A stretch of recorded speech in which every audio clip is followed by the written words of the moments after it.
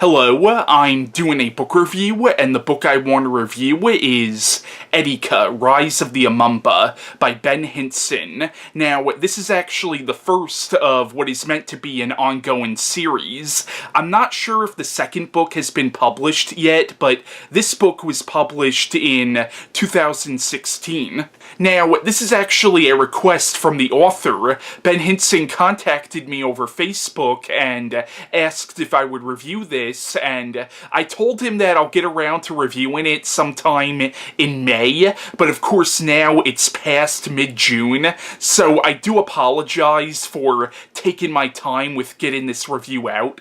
Now, Eteka, Rise of the Imamba is a historical thriller primarily set in Africa during the Cold War, and it follows this group of African mercenaries and assassins called the Imamba, and I think I'm saying that name right. If I'm not, I do apologize, and I believe Imamba is actually a type of snake. Now, the book has a very non-linear narrative, and in essence, it's basically two stories in one. However, there are a lot of subplots in the book that do connect to the two main stories. One story is set in 1990, and it follows this young man named Eteka, who is a devoted member of the Imamba, but as the story goes on, he starts to really become disillusioned with the organization that he works for, and he really starts to question the morality of what him and his fellow assassins are doing. The other story is set primarily in the year 1967,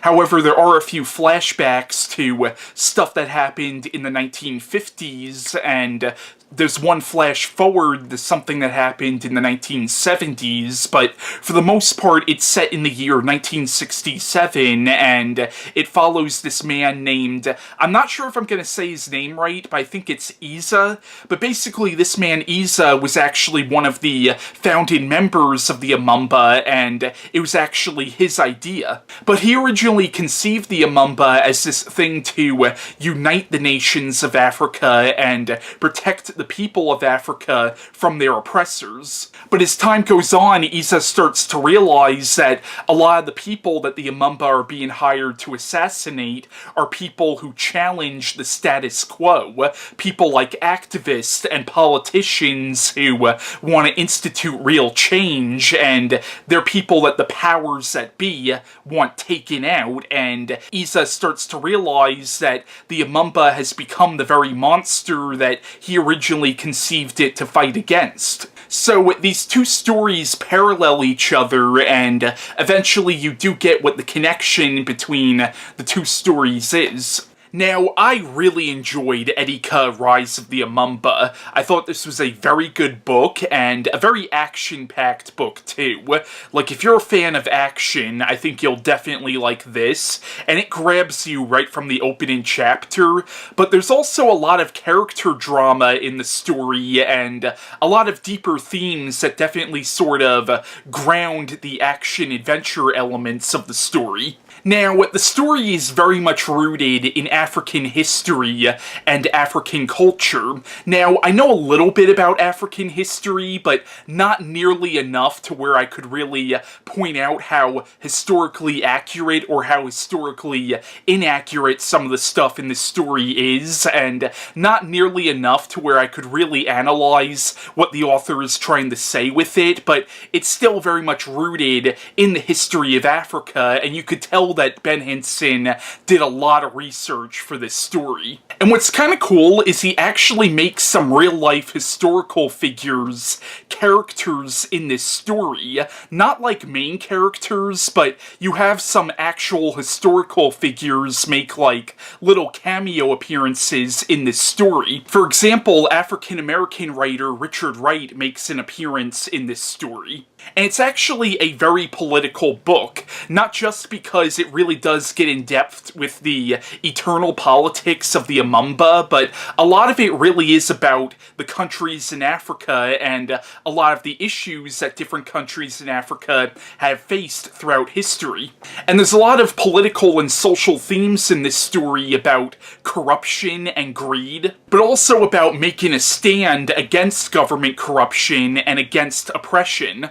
And there's a lot of stuff in this book about how important freedom of speech and freedom of thought actually is, and how sometimes ideas could be the greatest threat to those in power. So it's a very powerful story in that regard. But what really impressed me the most about this book was the character work. I found the characters in this book to be very three-dimensional, and there was a shade of gray with pretty much all the characters in the book, even the quote-unquote good characters and the quote-unquote evil characters. There was still sort of this shade of gray with all of them. For example, the main character Eteka, I really can't call him a 100% good character, even though he is the protagonist of the novel. Like, he does start to really question the morality of what he's doing. At the same time, though, he's still an assassin. I mean, he's still a sympathetic character because you realize that he's kind of been brainwashed into this brotherhood. And also, the character of Yisa, who in a lot of ways I thought was the most compelling character in the novel, even he does things at certain points that I thought were kind of morally objectionable. Not just the fact that he's an assassin, but you find out that he had an illegitimate child with another woman besides his wife, and I don't really fault people for making that mistake, even though that is a stupid mistake to make, but the fact that he refuses to acknowledge this child as his child, and he makes a friend of his take care of this child, but he refuses to acknowledge it as his child, I thought that was kind of morally objectionable, and it really sort of made me kind of hate the character in that regard. At the same time, though, he is a very three-dimensional human being, and I can say that about pretty much all the characters in this book. Even the evil characters, there's still this shade of gray with them. For example, there's a character in this book named Omega, who in some sense could be considered the main antagonist of the novel, and he's an evil bastard. At the same time, though, there is sort of a revelation about his past that does give you some sympathy for him, even though he's still an evil scumbag. There's also a character in this book named Oga who does something in the segments of this book that take place in 1967 that to me really makes the character irredeemable. At the same time, though, he's still a very three-dimensional character. So the character work in this book I thought was very well done. Now, because this is meant as the first book of a series, there's a lot of stuff that's set up in this book that doesn't get resolved that I'm assuming is going to get resolved in the sequels to this book. For example, there are actually some implied supernatural elements in this story, and there's also this whole idea that Eteka is actually being chosen for a much higher purpose, which I'm assuming is stuff that's going to be touched on more in the sequels. And I guess that could be a critique of the story if you're just reading this book as a standalone story, but I could forgive the fact that it doesn't resolve certain things because, once again, this is meant to be the first book of a planned series. Now, my only real complaint about the story is there's one weird anachronism in the book that kind of threw me off, but not enough to where it killed the whole book for me. But there's one scene in the book where, well, there's a couple of scenes in the book where the main character goes to this girl's apartment, but in the book there's this girl that Eteka starts to fall in love with who actually works for one of the Imamba's clients, and at one point he goes to her apartment and it describes a DVD player in her apartment. Now, the story is set in 1990, and to the best of my knowledge, DVD players weren't invented until the late 90s, so that was kind of a weird anachronism that kind of threw me off, but once again, not enough to where it killed the whole book for me.